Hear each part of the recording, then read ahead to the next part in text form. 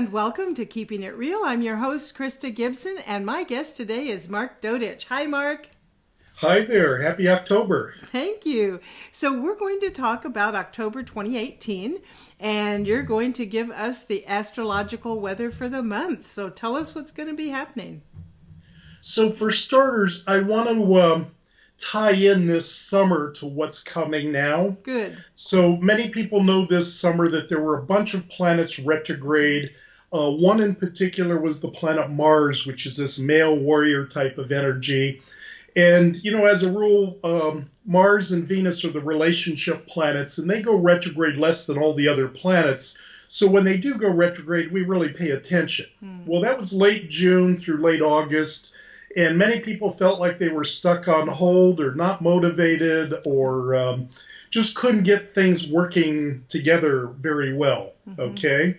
Well, Mars is trying to skip some of the technical astrology. We call it moving out of the shadow of its retrograde period. So whenever a planet's retrograde, there's a shadow before where you get to figure out what's going on, and there's a shadow after where you start to clean up and get moving forward. And October 10th is when we come out of the shadow. So as a rule, people should already start feeling the energy starting to move, but it can pick up speed is the good news that's coming this month. Now, to contradict myself, the planet Venus, the other relationship planet, you know, Venus is love, money, art, beauty. She's turning retrograde, and she turns retrograde less than even Mars, okay? So it's important. Now, this is starts on October 5th and goes through November 16th. It starts in Scorpio. So Scorpio, you know, brings up all those deep emotions. Right.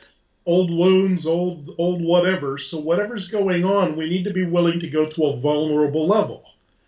And perhaps to communicate that in our relationships. And we're not just talking about our love life relationships, business relationships, family relationships. I mean, you know, the whole gamut of relationships are up for review. Right. Now, that also includes our budget. You know, do we need to pay off old debt? Do we need to save some money for some future project that's coming in? Do we need to move our money around in our 401k to reflect changes in the world?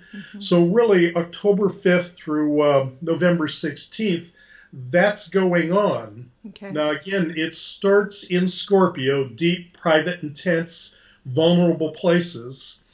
And then it's going to move into Libra, which is actually Venus's favorite sign towards the end of the month, which is about putting things into balance or smoothing out those rough edges.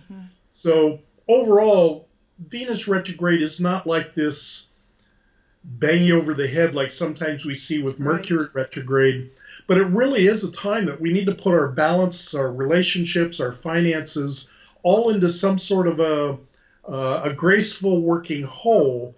And part of that really is deciding what do we value and what do we not value anymore. Right. So our values and our desires are changing and have been changing here. And as I'm sure most people know, this has been a pretty disruptive year from certainly from an astrological perspective, global perspective too, perhaps. Right, absolutely. So this is an opportunity over this next 6-7 weeks to be able to rebalance our life, to reassess what our values are and what they're not.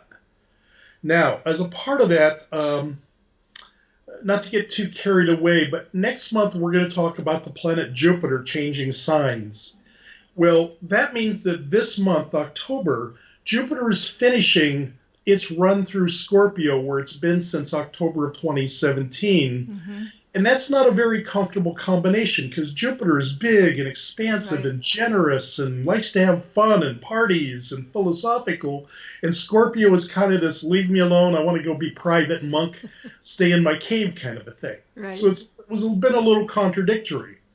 However, whatever we need to finish up since last October, this would be a good time to do it, and particularly on emotional levels. Because just as a sneak peek for what we'll be talking about in November, Jupiter's going to move into his favorite sign, Sagittarius, travel, philosophy, I'm ready for more. So be willing to heal or cleanse or go to those deeper levels in October. because it's preparing us to gung ho, Geronimo, go for it kind of language. And then the last thing really to talk about is the full moon, which is on the 24th. And that's going to be what we'll call the Taurus-Scorpio full moon, right after the sun goes into Scorpio.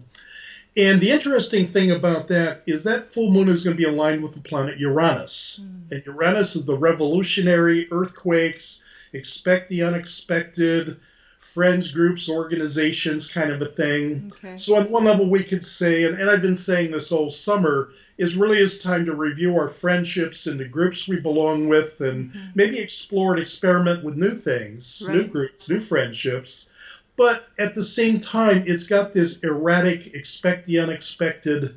Sometimes we don't know which way is up. The world's upside down. Right. And that is tied directly into the full moon, which oftentimes pulls us apart to hopefully put us back together in a better way. Right. So we'll expect that. And sounds like it could be exciting if we do our work and then we're open. It sounds like it could be a really exciting month. It could be a lot of fun, actually. And opening up and trying something new and different out of your comfort zone would be a great thing to do in the days surrounding the full moon on the 24th. Okay. However, the people who are hard-headed, I'm not going to change, rigid, fixed, this could be challenging for them. So I would suggest a certain level of adaptability and flexibility to change. Good to know. Rather than butting your head against the wall. Right. So be open to change, be willing to change, be willing to try some new things, meet new people. Rather than being so entrenched, you're like, well, I've always done it this way. I'm not going to change. Yeah. And lastly, not that this is a big thing, but, Halloween or the day that the veils are thinnest between our world and whatever is beyond this. Right. Really is not what you'd call the most eventful Halloween. It's on a Wednesday, first of all. But the moon's going to be in Leo. And Leo's about opening hearts. It's about being creative. It's about bringing our passions and enthusiasm out into the world. So at least on a more subtle level, this Halloween would really be nice to get together and share with other people. And whether you're doing that from a wear your mask Halloween level or a private ceremony to, honor the veils between the worlds being at their thinnest, whatever your preference is, it really is a heart-opening day rather than what you'd call a dynamic day. Right. Good to know that, too. Yeah. It's actually nice to be able to come here and say, oh, here's a nice heart-opening day without always having to tell you, oh, my God, the sky is full again. And it's interesting that it's on Halloween, which is, typical scare things, but it's also about costuming and presenting yourself differently and kind of having fun with taking on a different persona. So I can kind of see that fitting into what you're talking about, too. And Leo can do things in a bigger-than-life, outrageous way. Isn't that the truth? That's very true. But overall for the month, I think that we're going to see things start to get moving. However, we do have the Venus retrograde, which is going to have us reassessing values and relationships and finances. And I would just want to encourage people to remember that Jupiter is going to move into Sagittarius next month when we talk.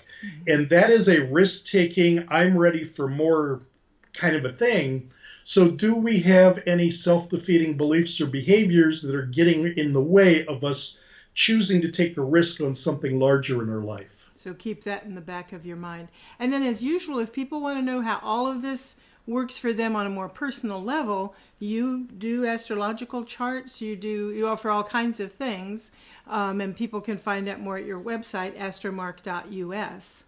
Yeah, in fact, my fall equinox newsletter just came out, so they could download that and get a hint of what's coming up for the next quarter. Perfect. As you say, they can get that at astromark.us. Perfect. Well, thank you for dropping by as usual, Mark, and we'll see how this all plays out, and then we'll talk to you again next month when we learn about November.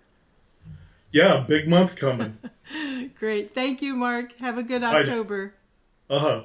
Bye.